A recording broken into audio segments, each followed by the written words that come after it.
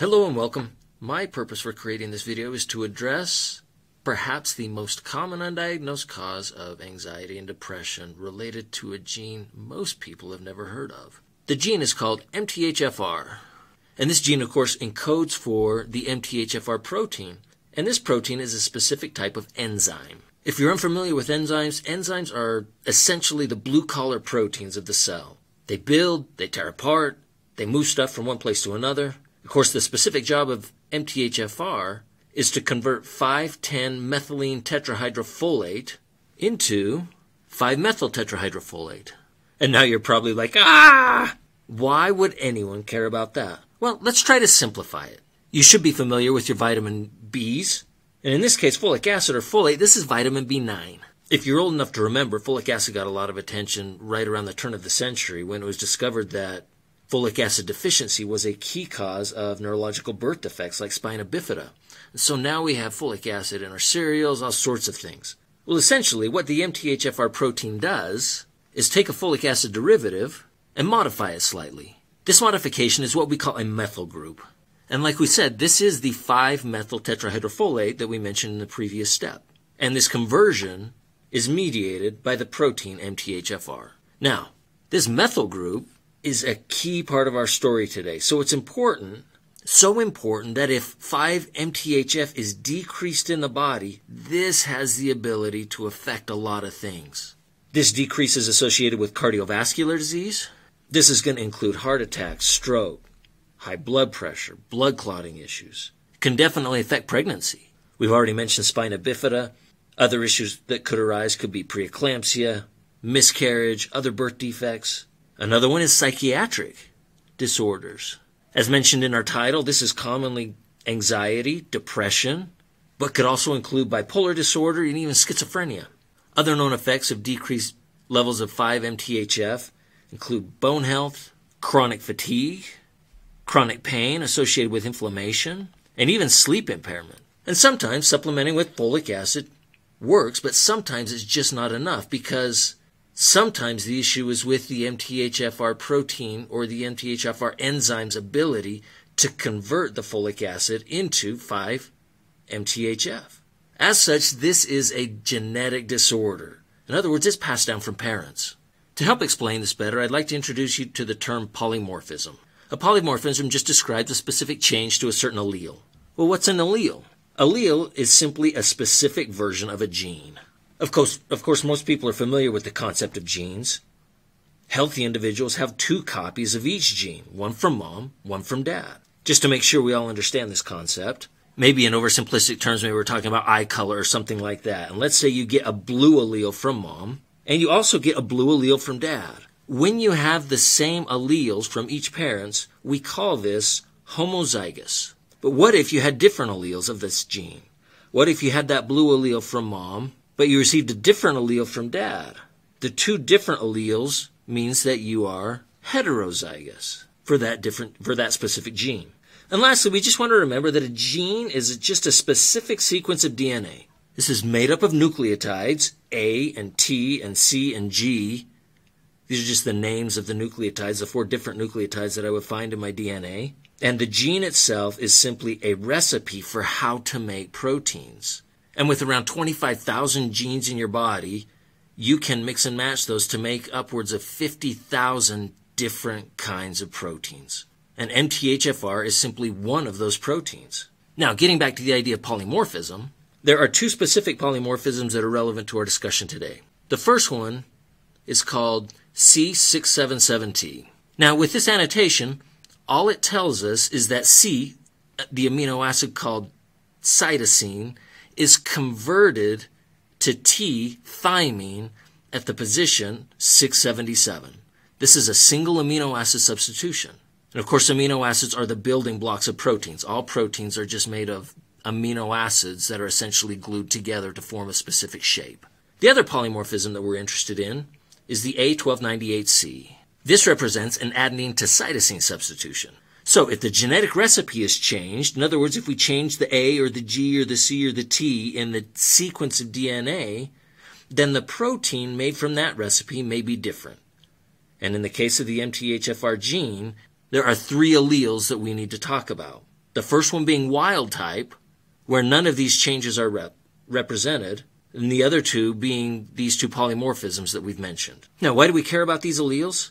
Because the two polymorphisms, to some degree, affect the efficiency or how well the MTHFR protein does its job. Just to give you a sense of what this looks like, let's set wild type at 100% efficiency. This is someone who is wild type for both alleles, homozygous wild type. Now, I do want to clarify, with these numbers, we're looking at European Caucasian ancestry. We would expect to see some differences across the globe with different populations.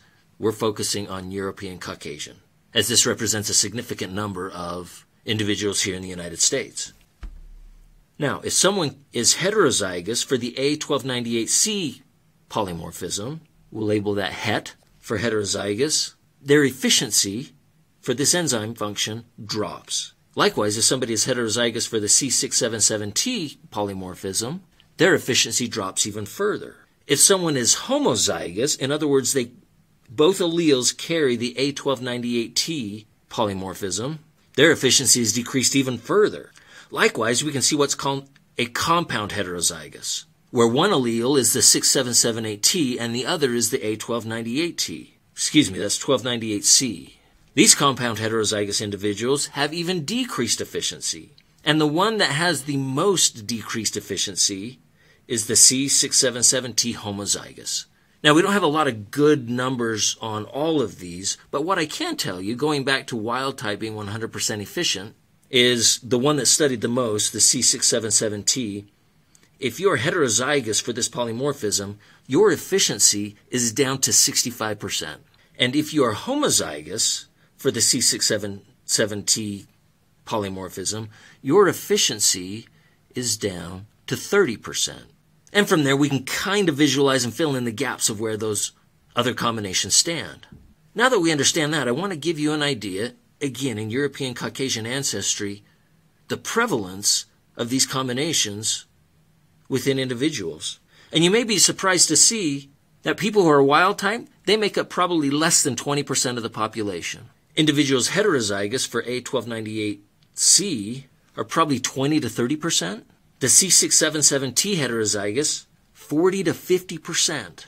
Those homozygous for the A1298C, 5 to 15%. I don't have any data on the compound heterozygous, but for the homozygous C677T, we're looking at 10 to 25%, depending on what their ancestry background looks like. These are significant numbers.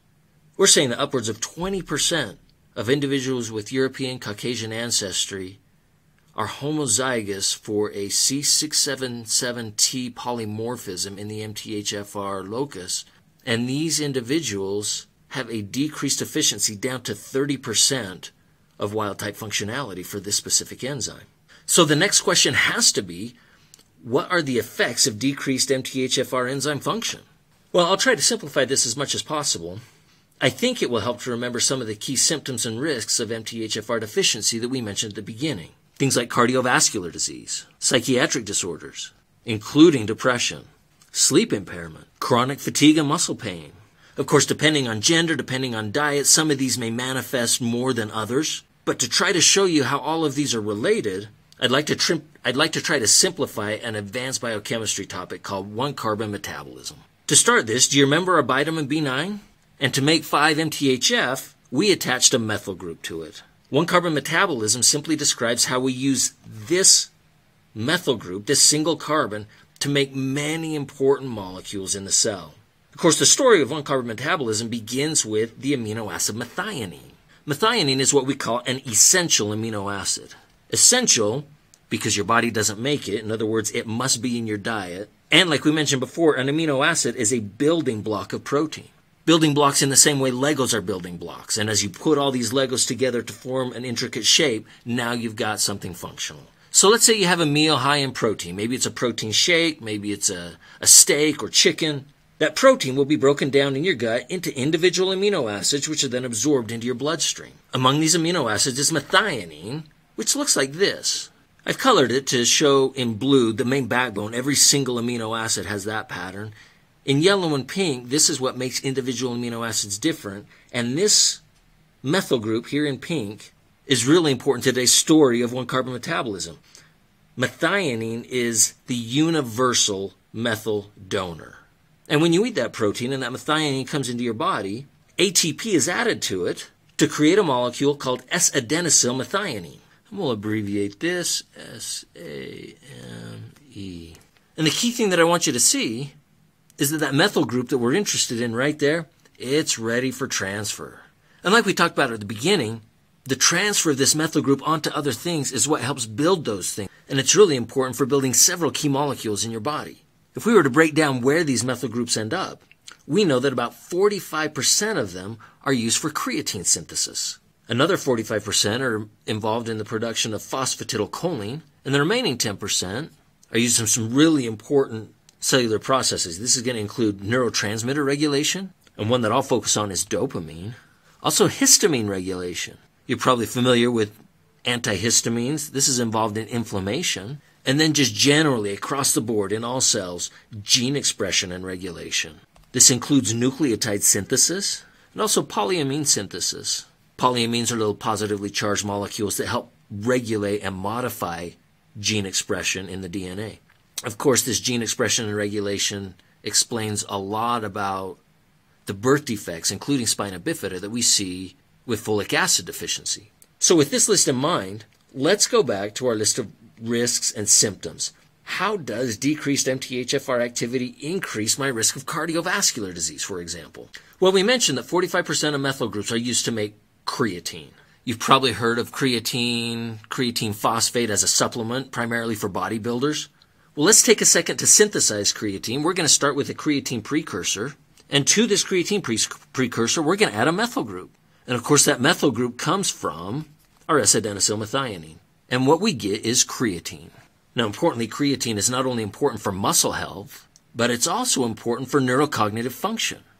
It's brain health. So we might begin to see how chronic, depressed one-carbon metabolism may affect muscles, fatigue, cognition. But what about cardiovascular disease? Well, as we continue to explore the idea of one-carbon metabolism, the question now is, what happens to this S-adenosyl methionine after it's transferred the methyl group onto its substrate? S-adenosyl methionine is converted to a molecule called homocysteine. Now, you might recognize this if you've had blood work done as part of your annual checkup recently. Homocysteine is a common diagnostic marker. Elevated levels of homocysteine can be indicative of a vitamin B deficiency. This could be vitamin B6, 9, or 12.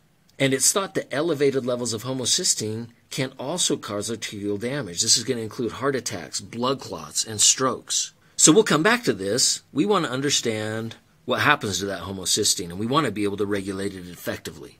But let's look at another example. We said 45% of all those methyl groups went to phosphatidylcholine. So same thing. We've got a phosphatidylcholine precursor, and with the addition of that methyl group, again from S-adenosyl methionine, we generate our phosphatidylcholine.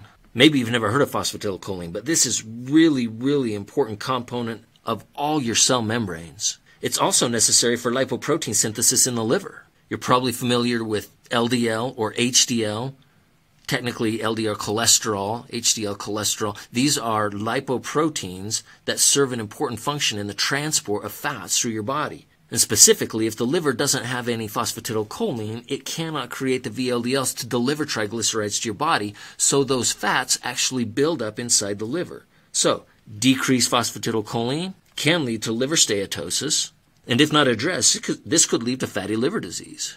Likewise, if I've disrupted lipoprotein synthesis, this could affect LDL cholesterol. And of course, the number of LDL cholesterol particles in the blood is what contributes, the key contributor to atherosclerosis. And I also want to recognize, as S-adenosyl methionine contributes or donates that methyl group, it is once again turned into homocysteine. And we talked about how elevated homocysteine levels could be detrimental to the body. So what does MTHFR have to do with homocysteine levels? Finally, we're getting to the point. Well, in a fed state, I just ate that high-protein meal.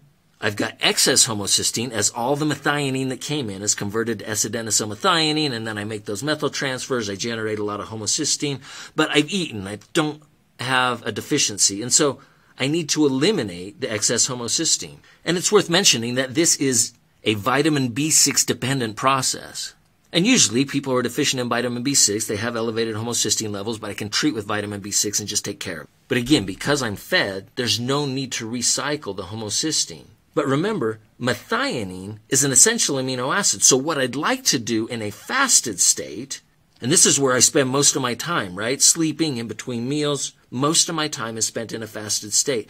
I want to recycle the homocysteine back to methionine. This is a super, super important step. And because of that, we actually have two different ways to do it, some redundancy built in. The first step is with our friend folate. Remember that methyl group attached to make it 5-MTHF? This methyl group can be transferred onto homocysteine to recycle methionine. And this is dependent on MTHFR activity. And this is the primary pathway. Independent of anything else, if the body can do this, this is what it wants to do. But if MTHFR activity is reduced, then I go to plan B. This is my redundant backup plan.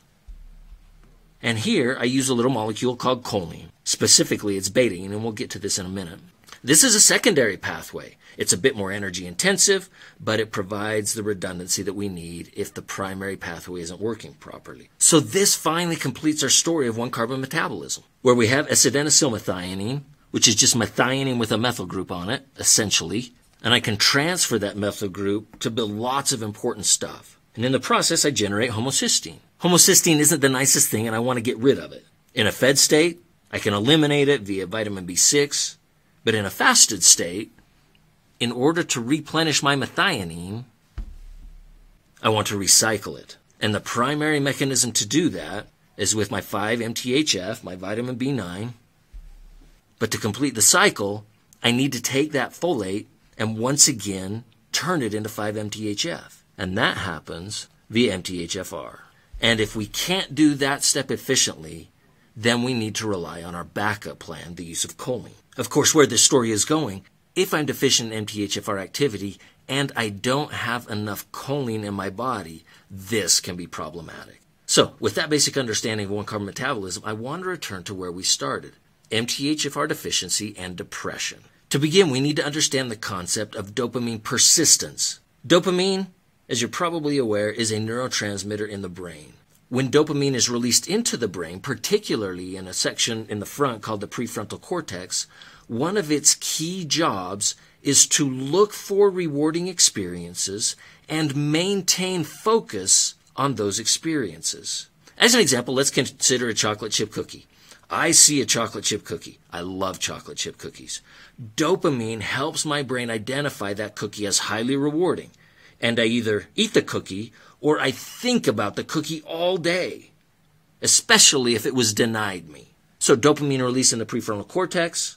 This helps me identify and focus on reward. But the next step is really important. I need to be able to move on from the cookie. To do this requires removal of dopamine from the brain. Importantly, this step of removal right here requires a methyl group. So we've got this dopamine. It was released into the brain. It helps me identify and focus on reward. And now I've got to get rid of it. So what happens? I need this methyl group. It's donated from acetylmethionine. The enzyme that catalyzes this is an enzyme called COMT. The MT at the end stands for methyltransferase. And the methylation of dopamine gives me a molecule called 3-methoxytriamine. Thus, the removal of dopamine allows me to move on. Now, this is an important concept because depression, when we think about it, is really synonymous with rumination.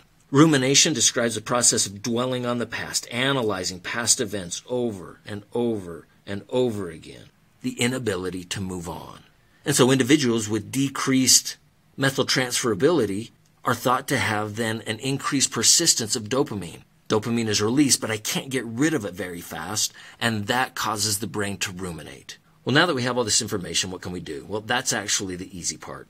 Remember the redundancy pathway we discussed earlier, where we said that homocysteine can be recycled back to methionine with a little molecule called betaine.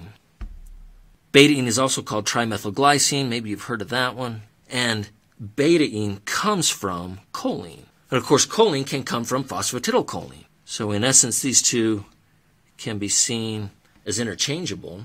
If you recall, the production of phosphatidylcholine required a methyl group from S-adenosylmethionine. So phosphatidylcholine and choline represent the perfect place to intervene. Not only does supplementation with phosphatidylcholine release or diminish the burden of S-adenosylmethionine, but it builds up a surplus of choline, which can be used as my redundant pathway. And certain foods can provide all that we need. The key to remember is simply that decreased MTHFR activity requires increased choline consumption. That is the key take-home message, because choline acts as my redundant pathway. Now, where the recommended daily allowance for choline is 425 milligrams for an adult female, someone who is homozygous for the C677T allele, remember, they've got 30% efficiency with their MTHFR enzyme.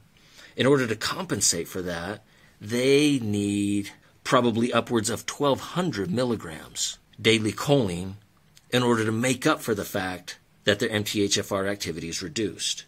Now, while it's fairly easy to consume 425 milligrams with a well-balanced diet, eating 1,200 milligrams per day requires you to be intentional. Of course, the best source is always going to be foods, and for that, it's eggs. Eggs provide approximately 150 milligrams choline per egg.